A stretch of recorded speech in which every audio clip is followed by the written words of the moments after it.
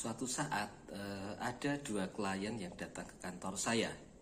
Mereka ternyata meributkan sebuah perjanjian yang mereka buat, tetapi tidak dibubui materai atau tidak ditempel materai.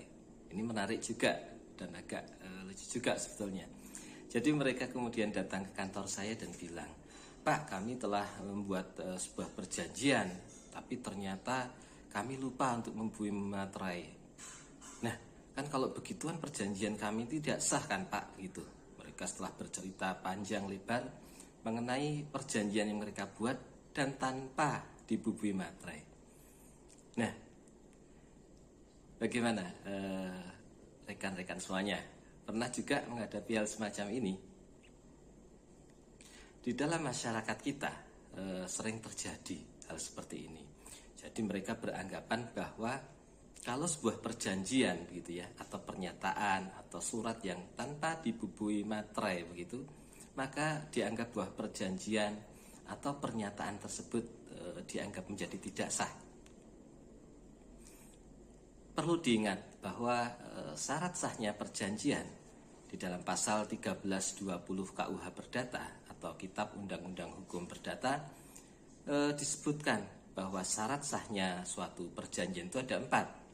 Yang pertama adalah adanya kesepakatan, yaitu kesepakatan para pihak yang mengikatkan dirinya, yaitu bahwa mereka harus ada kesepakatan untuk membuat atau terlibat dalam perjanjian tersebut. Kemudian yang kedua adanya kecakapan untuk membuat perikatan. Jadi tidak boleh misalnya membuat perjanjian atau perikatan tersebut anak-anak di bawah umur, anak yang hilang ingatan, orang yang bersifat pemboros dan sebagainya, itu tidak diperbolehkan, berarti dia tidak cakap hukum. Kemudian yang ketiga adanya suatu hal tertentu atau pokok yang menjadi persoalan atau perjanjian tersebut, misalnya jual beli tentang motor atau jual beli mengenai tanah, rumah dan sebagainya. Jadi ada hal yang menjadi pokok dalam perjanjian tersebut.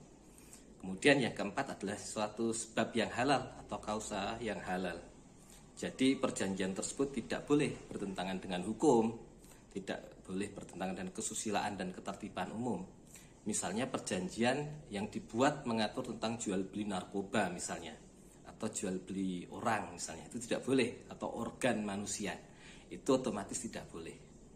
Nah, di dalam pasal 1320 KUH Perdata tidak disebutkan bahwa syarat sahnya suatu perjanjian adalah dengan adanya materai atau dibubui materai. Jadi sudah jelas ya.